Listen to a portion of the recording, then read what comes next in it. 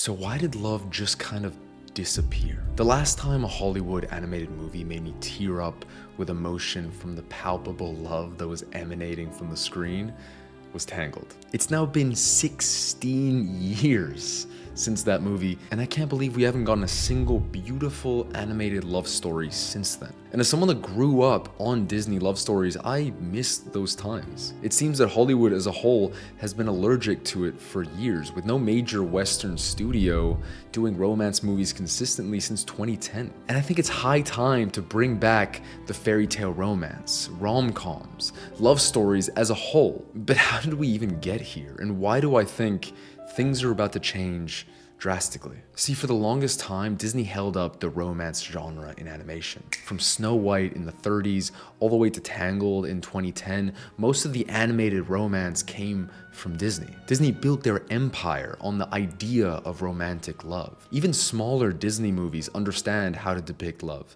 The Aristocats has that one scene that I've seen a million times on Instagram at this point, where Thomas O'Malley seems enamored by how sapphire-like the Duchess's eyes are, and it's just adorable. Or Robin Hood telling Maid Marian that he owes his life to her. That's what Disney knew how to do.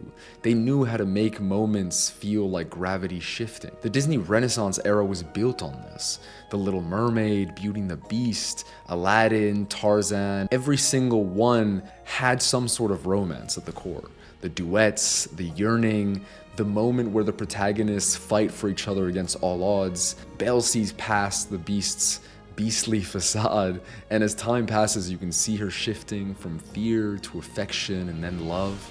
Aladdin learns he's worthy without the lie. Ariel trades her entire world for Eric for the most part. These were love stories first, adventure second. They're intense but charming. Before we dive into this, I need to tell you about something I just did that completely blew my mind. This video is sponsored by MyHeritage, and I partnered with them to take their DNA test, which is only 29 euros. Taking the test is super simple, by the way. It's just a cheek swab, takes literally 2 minutes, and then you send it back and wait for the results. So let's jump into it. Let's see the results. I'm excited and nervous at the same time, for some reason. Miguel, you are 78% Spanish. Okay, that makes sense. I thought it would have been higher, not gonna lie. I wonder what else is in there. Ooh, 9% is Portuguese. That's pretty cool. Makes sense. They're pretty close by. What else are we looking at? 4% French. Let's go. I love French. The French language, French people. That's awesome. 3% Breton. Okay, that makes sense. Oh shit, I have some Moroccan in me? Hey, that's awesome. That's pretty cool. That's pretty cool. I would not have expected that. What's really cool about MyHeritage, you get a full ethnicity breakdown across 42 different ethnicities and over 2,000 geographic regions. You can also see all your potential DNA matches, which are thousands of family members across the world. Now, give me a second to explain why you need to get this deal. Because with my code, you're not just getting an insane price on the DNA kit for 29 euros. For the same exact price, you're also getting a 30-day free trial, free shipping, and the Ancient Origins feature, plus so much more. I'll have the link and my code in the description. Now let's get back to talking about romance and animation. But it wasn't just Disney. The 90s and early 2000s were the golden age of animated romance across the board. Don Bluth gave us Anastasia in 1997. Dimitri and Anya have like one of the best enemies to lovers arcs in animation history. DreamWorks gave us The Road to El Dorado in 2000, where Tulio and Chell have this surprisingly adult, witty, sexy chemistry that felt more like a screwball comedy than a kid's movie. Sinbad, Legend of the Seven Seas in 2003 had Marina and Sinbad bickering their way into love on a pirate ship. Tim Burton gave us The Corpse Bride in 2005 too. Even the Shrek movies, which are satire, were super romantic. Shrek and Fiona's relationship in the first movie is played for laughs, but by the end, when he accepts her for who she really is, it works because the emotion is genuine. These movies understood understood that you can be funny and ironic and still make the audience believe in love. This wasn't limited to fairy tales either. WALL-E in 2008 is one of the most romantic movies ever made, and it's about two robots who literally barely speak. And this was happening in live action too. The 90s and 2000s were the golden age of rom-coms.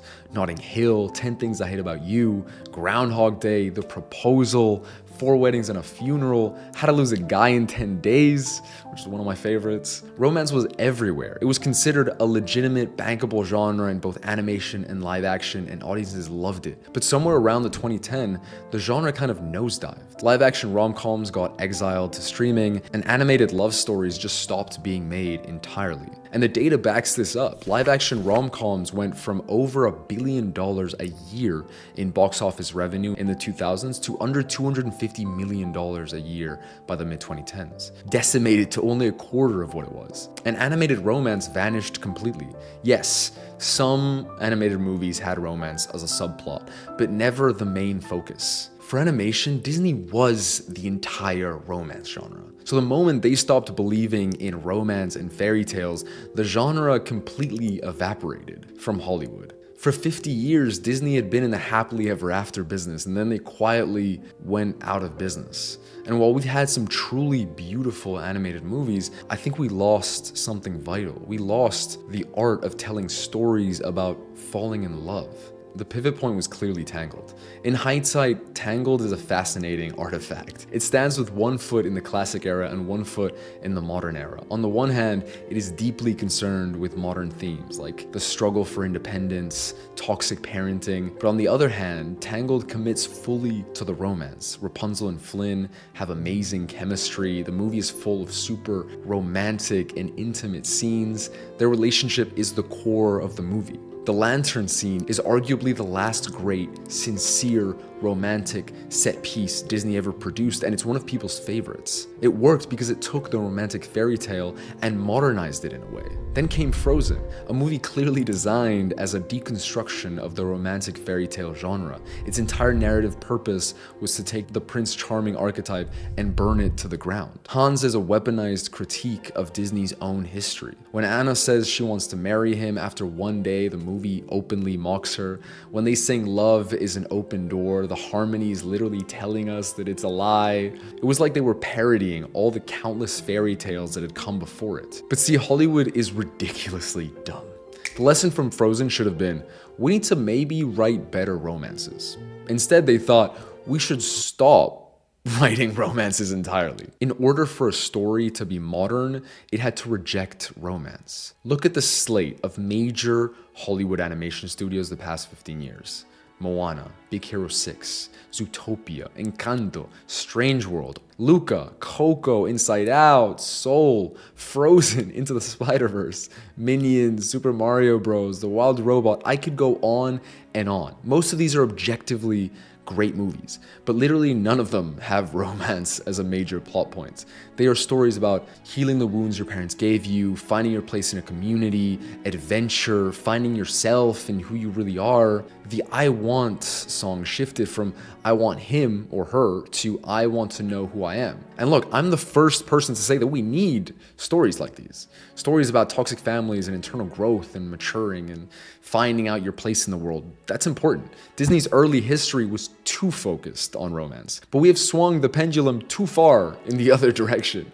We're teaching an entire generation how to love their friends, heal from their parents, how to love themselves, which is amazing. Don't get me wrong, but we've stopped showing how romantic love fits into a fulfilled life, which I think can be equally as important. People are starving for connection nowadays, and instead of getting healthy romance stories in our movies, we're getting subconsciously told that needing a partner makes you weak. What's even worse is that somewhere along the way, there was an overcorrection in Hollywood. They started equating strong female characters with characters who don't need anyone, and especially not a man. Decided that a female character who wants a relationship is somehow less evolved than one who wants a career or to pursue something else like a passion or an adventure, and vice versa. This applies to male characters too. But that is such bullshit.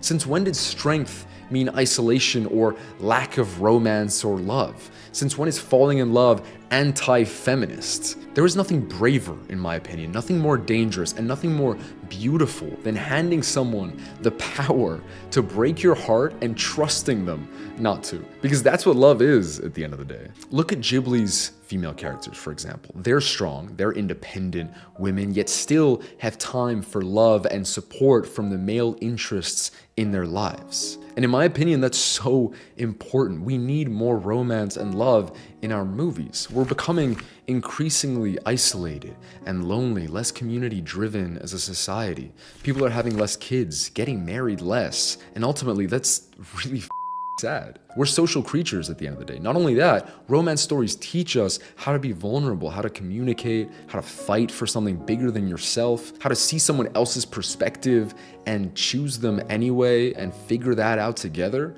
They show us it's okay to want partnership, to dream about someone choosing you, that love, as complicated and hard as it can be, is worth pursuing. When you watch Belle fall for the beast, you're not just watching a fairy tale. You're watching someone learn to see past surface level judgments.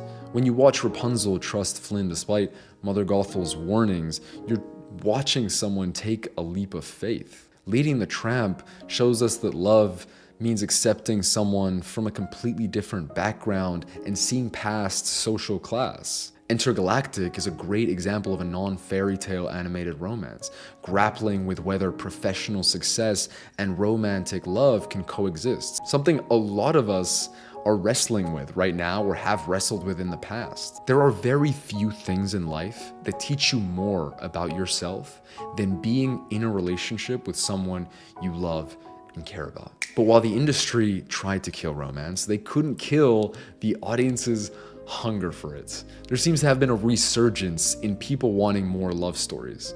Netflix alone released over 40 original romantic comedies between 2018 and 2024, with movies like To All the Boys I've Loved Before becoming super popular. Another huge example is The Summer I Turned Pretty.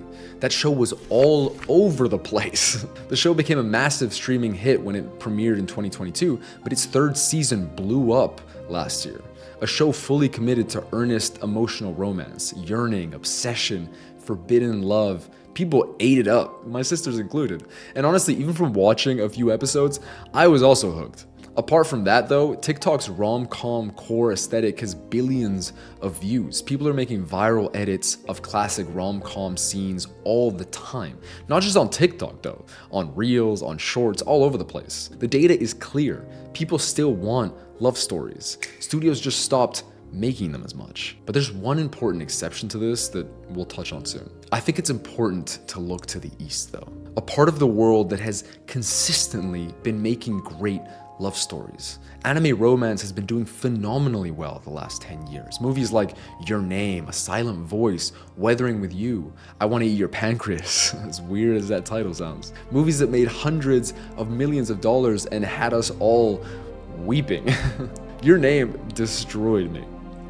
But anyway, so Western studios can't say we don't want romance anymore. We clearly do. We're just getting it elsewhere instead of Hollywood. And this brings us finally to the one exception we've gotten in the past 15 years. The movie that might push the pendulum in the other direction if we're lucky.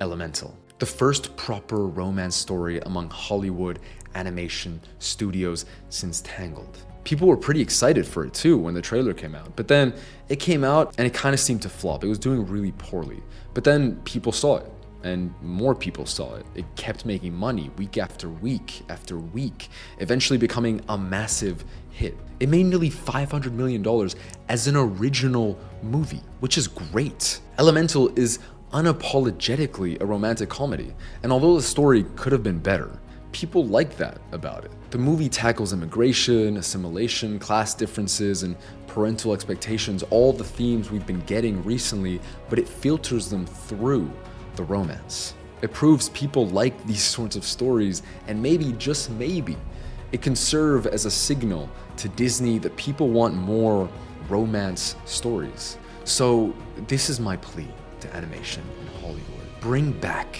the fairy tale. Bring back romance. I'm not asking for regression though. I do not want to go back to 1950. I don't want Sleeping Beauty lying comatose, waiting for a stranger to kiss her. I just don't. I don't want female characters with no agency. I don't want princes that have the personality depth of cardboard. I want the modern fairy tale. Romances where the characters talk and actually have chemistry. I want romances that navigate cultural differences and mental health and ambitions. Bring back the yearning, the slight obsession, the infatuation. More of Princess and the Frog and Tangled, please. More songs like Beauty and the Beast, I Won't Say I'm in Love, So This Is Love. More and more people feel lonely, disconnected, and cynical. We have apps that gamify dating and algorithms that curate our isolation. We have never been more in need of stories that tell us the connection is possible. Not just romantic, by the way, connection in all forms. Stories that tell us that risking your heart is worth it. Disney didn't need to kill the fairy tale. They just needed to let the romance grow up with us. And I sincerely hope that we can get more of these stories from Hollywood animation studios in the next few years. We'll see. Quick reminder, if you want to discover your ancestry like I did, MyHeritage is offering an incredible deal. Use my code to get the DNA kit for just 29 euros, which includes a 30-day free trial, free shipping, the ancient origin feature, and so much more. All the info will be in the description down below. Thanks for watching, guys.